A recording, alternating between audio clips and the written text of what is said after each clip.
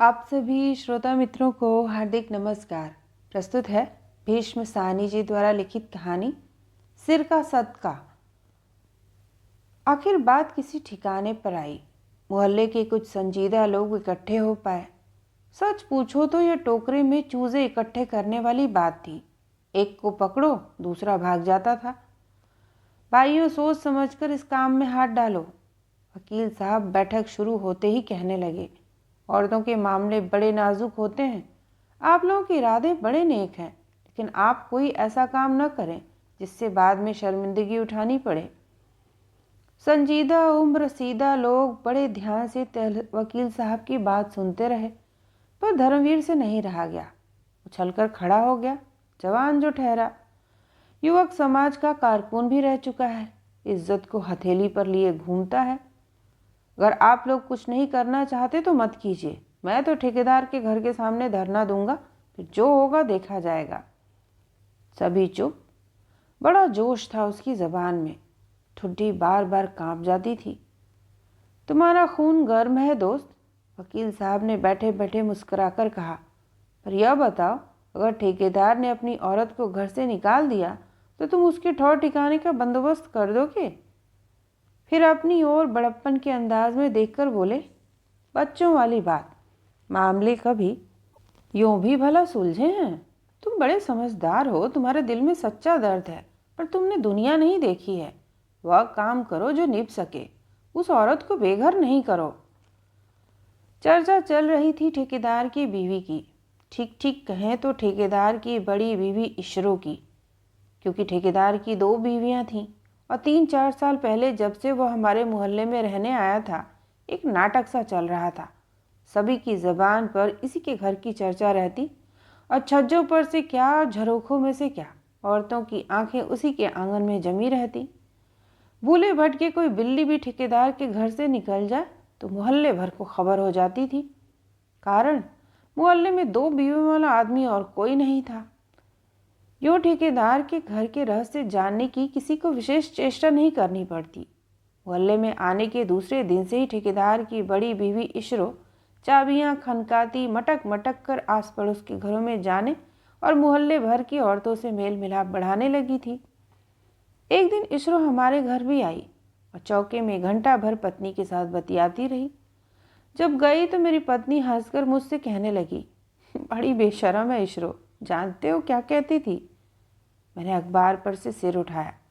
कहती थी, ठेकेदार जी दिल की तरफ मुझे लिटाते हैं और दूसरी तरफ मेरी सौत को। सबसे ज़्यादा प्यार तो मुझे ही करते हैं। मुझे और कुछ नहीं सूझा। मैंने पत्नी को सावधान कर दिया, तो इसकी बातें सुनना छोड़, अपनी तरफ से कुछ न कहना। हमारे लिए दोनों पड़ोसी ने हैं। मुझे तो घर की चाबियां भी दिखा गई है। पत्नी कहने लगी, कहती थी मैं ही घर चलाती हूँ, पर मेरे मुंह से निकल गया। क्लब पार्टियों में तो ठेकेदार साहब पद्मा को साथ ले जाते हैं, तुम्हें नहीं ले जाते। कहने लगी, ठेकेदार जी तो मेरी मिन्नतें करते हैं। पत्नी इशरो की नकल लगाकर कहने लगी, पर मैं कहती हूँ आपके सिर का सदका, मैं बहुत खा पहन चुकी हूँ। मैं घर पर ही बैठी खुश हूँ, आप मेरी चिंता न करें। मैंने फिर पत्नी को सावधान करना चाहा कि अपनी ओर से कोई ऊंची नीची बात न कहे, तो पत्नी हाथ झटक कर बोली, छोड़िए जी, आप यूं ही डरते रहते हैं। मैं तो उसे कुछ भी नहीं कहती। कुमार की घरवाली तो कल उसका मजाक उड़ा रही थी। कहती थी अब मुंह पर सुर्खियां लगाने का क्या लाभ, जो पहले लगाई होती तो सौती घर में नहीं आती। फिर पत्नी कुछ देर तक ठिठकी, कुछ सोचती रही, फिर हाथ झटक कर बोली, अंदर की भगवान ही जाने, पर लगता तो यही है कि ठेकेदार ने बेटा लेने के लिए ही दूसरा ब्याह किया है। यूँ देखने में तो ठेकेदार की दोनों पत्नियां ही बदसूरत थीं, पर इशरो फिर भी कुछ बेहतर थी। छोटी तो बिल्कुल सूखी हुई पतली छड़ी के समान थी। बाल कटवाने से तो उसका चेहरा और भी लंबोतरा निकल आया था। पर जो चीज़ उसे कुदरत से नहीं मिल पाई थी, उसे वह नाज नखरे से, रंग रोगन से और थोड़ी बहुत अंग्रेजी की गिटमिट से पूरा कर लेती थी। पर एक बात में वह ज़रूर बढ़ चढ़ कर थी, वह जवान थी और इशरो की जवानी कब से ढलने लगी थी। छोटी अक्सर घर के अंदर ही बनी रहती, गली मोहल्ले में बहुत कम किसी के घर जाती थी।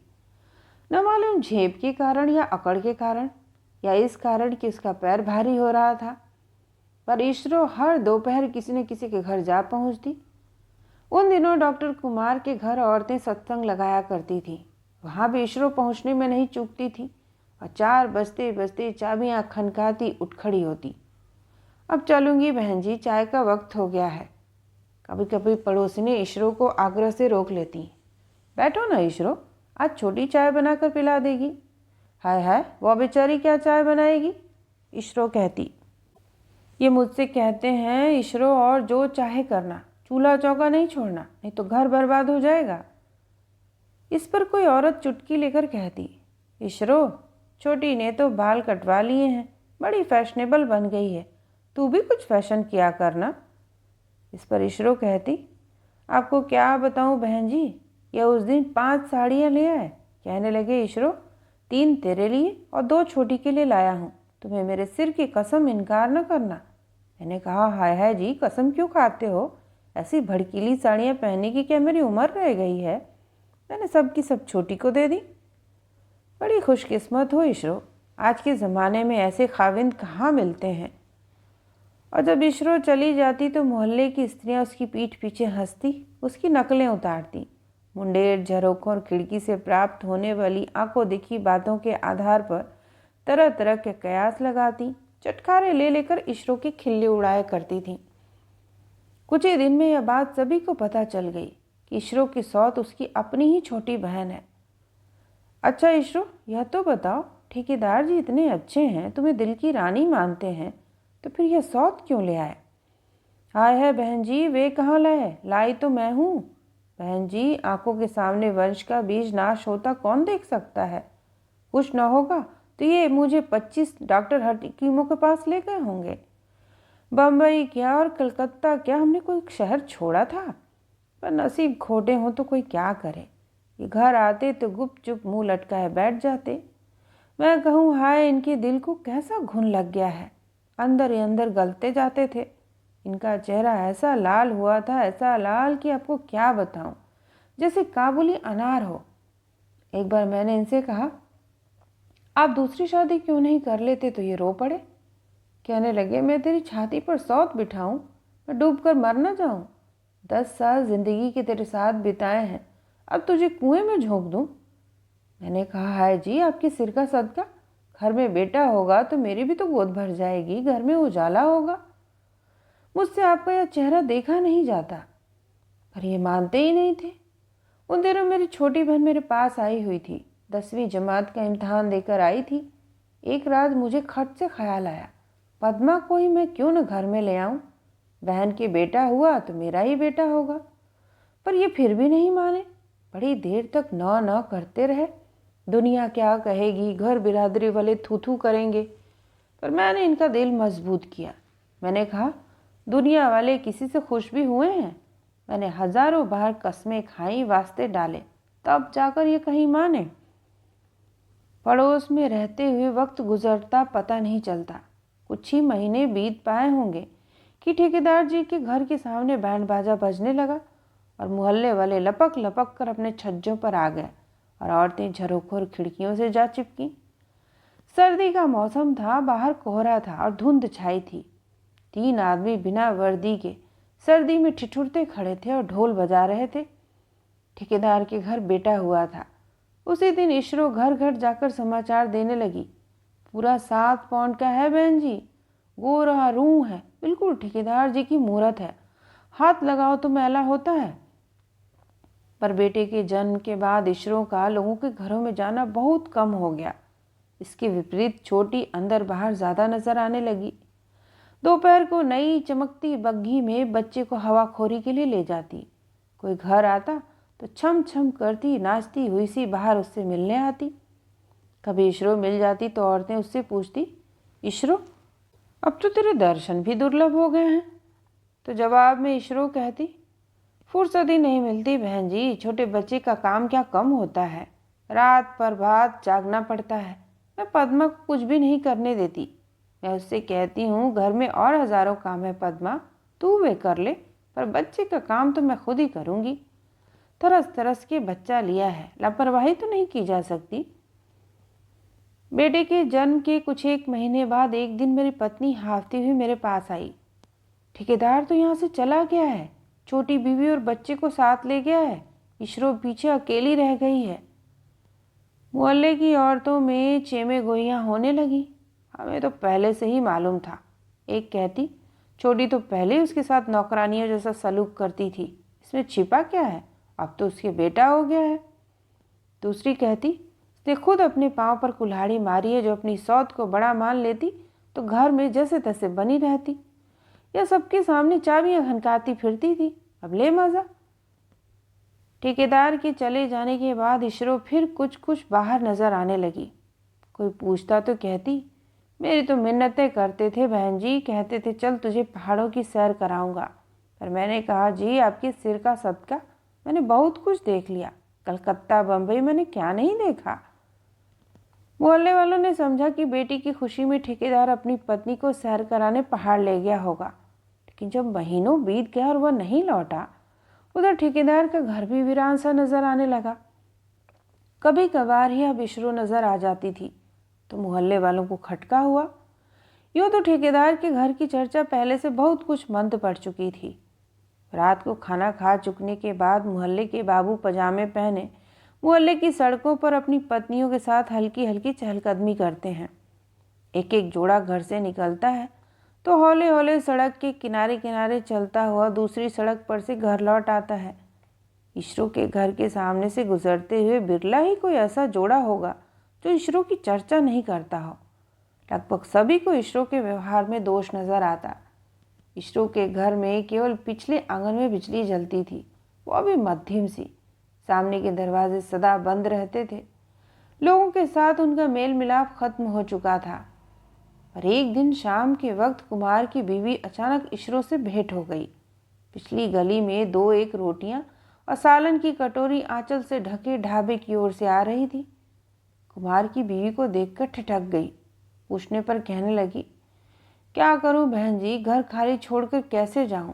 7 कमरों वाला घर है, कुछ नहीं तो 10,000 का फर्नीचर ही होगा। कमरे सामान से ठसाठस भरे हैं और शहर ऐसा कि आए दिन चोरियां होती हैं। कहते कहते इशरो की आंखें झुक गईं। सुनते हुए कुमार की पत्नी का दिल भर आया, कुछ इशरो की तार तार साड़ी को देखकर, कुछ उसकी धंसी आंखों को देखकर। उससे नहीं रहा गया, उसने इशरो को बाहों में भर लिया और दूसरे क्षण इशरो फपक फपक कर रोने लगी। कुमार की पत्नी भी रोने लगी और इशरो के ना ना कहते हुए उसके पीछे पीछे उसके घर के अंदर चली गई। बात तो यूं किसी से भी छिपी नहीं थी, लेकिन मोहल्ले वालों ने स्थिति का नग्न रूप पहले कभी नहीं देखा था। असबाब से ठसाठस भरी कोठरियां सचमुच बंद थीं और उन पर मोटे मोटे सिक्के के ताले चढ़े थे। पर जिस कमरे में इशरो रहती थी वहाँ एक खाट, नुक्कड़ में रखे पानी के एक घड़े और दीवार के साथ फर्श पर रखी छोटी सी संदूकची को छोड़कर चौथी चीज नहीं थी। बात औरतों के हलके में से निकलकर मर्दों के हलके में पहुंची। सभी को इशरो की स्थिति पर बड़ा खेद हुआ, मगर किसी की भी समझ में नहीं आया कि यह क्या किया जाए। साल भर बाद अचानक इशरो के घर के सामने एक टैक्सी रुकी और ठेकेदार, उसकी पत्नी और बेटा बाहर निकले। मोहल्ले में खबर बिजली की तरफ फैल गई कि ठेकेदार लौट आया है और शीघ्र ही पता चल गया कि वो अपने बेटे का मुंडन करवाने आया है। धर्मवीर फिर कुर्सी से उछलकर खड़ा हो गया। मिन्नत समाजत से ठेकेदार को कुछ करना होता तो वह कब का कर चुका होता। 4 बुजुर्गों ने उसे खत लिखा कि इशरो का महीना बांध दो, लेकिन क्या उसने कोई जवाब दिया? कल तहसीलदार साहब उससे मिलने गए, क्या कुछ बना? हाँ हाँ हूँ में सब टाल दिया।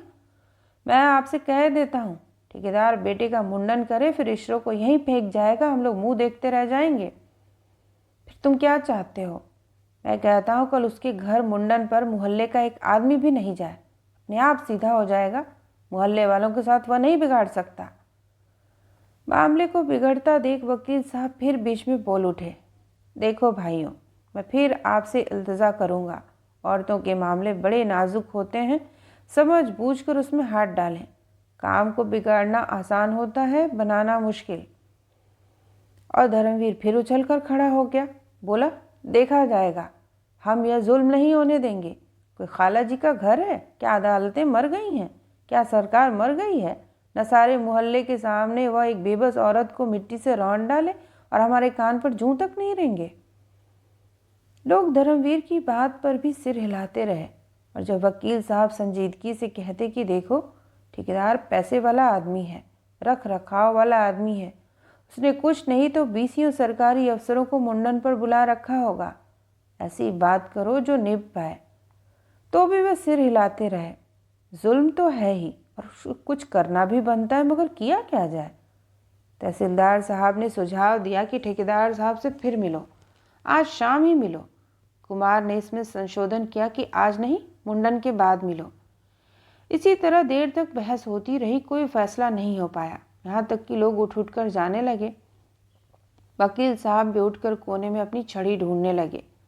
तब धर्मवीर ने गरज कर कहा, अच्छी बात है, हम भी देख लेंगे। कब अगर कोई माई का लाल ठेकेदार के घर पहुंचा तो मेरी लाश पर से होकर पहुंचेगा। हम उसके घर के सामने धरना देंगे, देखें कौन अंदर घुसता है। सन्नाटा सा छा गया। सभा बर्खास्त हो गई और लोग सिर झुकाए अपने अपने घर जाने लगे। बाहर आंगन में से एक बार फिर वकील साहब की आवाज़ गूंजती हुई सी आई, इस वक्त बड़ी बड़ी बातें बड़बड़ कर रहे हो धर्मवीर, कल पूछूंगा। और फर्श पर छड़ी पटकते हुए घर से बाहर चले गए। दूसरे दिन सुबह मोहल्ले में सचमुच बड़ा तनाव था। लोग खिड़कियों, झरोखों और मुंडेरों से झांक रहे थे कि क्या होगा और निश्चय नहीं कर पा रहे थे कि ठेकेदार के घर जाएं या न जाएं। धर्मवीर तड़के अपने 5-6 साथियों को साथ लेकर ठेकेदार के घर के नज़दीक पहुंच गया और सड़कों के नाकों पर अपने आदमी तैनात कर दिए ताकि वे दूर से ही ठेकेदार के घर की ओर जाने से लोगों को रोक दें और खुद ठेकेदार के घर से कुछ हटकर सड़क के पार कुमार साहब के घर के फाटक के पास जा खड़ा हुआ। पर सच पूछे तो अंत में वही कुछ हुआ जो वकील साहब ने कहा था। मुंडन हुआ खूब गाजे बाजे के साथ। मोहल्ले के सभी लोग पहुंचे, यहाँ तक कि आप मानेंगे नहीं, धर्मवीर भी पहुंचा और सभी ने बच्चे के सिर पर हाथ भी फेरा, बधाइयाँ भी दी, ठेकेदार के साथ बढ़ बढ़कर हाथ भी मिलाए। हुआ यह कि ऐन 8 बजे के करीब बाजे वाले आए और ठेकेदार के घर के सामने बाजा बजने लगा। बहुत सुंदर शामियाना सड़क के आर पर पहले से ही तान दिया गया था और इन उसी वक्त ठेकेदार के घर का दरवाज़ा खुला और छम छम करती इशरो बाहर निकली। बसंती रंग की रेशमी जड़ाऊ साड़ी पहने थी और खूब बनी ठनी, कंधों पर पश्मीने की लाल रंग की शॉल ओढ़े थी। उसके पीछे पीछे छोटा सा नौकर कंधे पर चांदी की थाली रखे जो लाल रंग के रेशमी रुमाल से ढकी थी बाहर आया। दोनों घर का आंगन लांग कर सड़क पर आ गए। क्षण भर के लिए इशरो ठिठकी। वो निश्चय नहीं कर पा रही थी कि मुंडन पर आमंत्रित करने के लिए पहले किसके घर जाए। फिर वह कुमार साहब के घर की ओर चल दी। हाय हाय, झरोके के पीछे खड़ी कुमार की पत्नी ने होठ काट कर कहा, औरत का सबसे बड़ा दुश्मन औरत खुद ही तो है। अपनी खिड़की से चिपकी गिडवानी की बीवी ने भी होठ काट लिए। हाय हाय बेचारी औरत जात, ठेकेदार ने 2 शब्द प्यार के कहे होंगे, वो फिर मोम हो गई। कुमार के घर के सामने धर्मवीर ने जब इशरो को देखा तो वो सकते में आ गया। उसकी ओर बस देखता ही रह गया। हमारा घर पवित्र करने चलिए ना वीर जी, बरसों बाद ये शुभ दिन आया है। हमने तरस तरस कर बेटा लिया है। वीर जी, आप लोग इसके सिर पर हाथ नहीं रखेंगे तो कौन रखेगा? धर्मवीर के काटो तो खून नहीं। कभी इशरो के मुंह की ओर देखता, कभी उसके छमछम करते कपड़ों की ओर। बिना कुछ कहे सुने आखिर उसने हाथ जोड़े और धीरे धीरे ठेकेदार के घर की ओर जाने लगा। तो यह थी भीष्म साहनी जी द्वारा लिखित कहानी। सुनने के लिए आप सभी का धन्यवाद।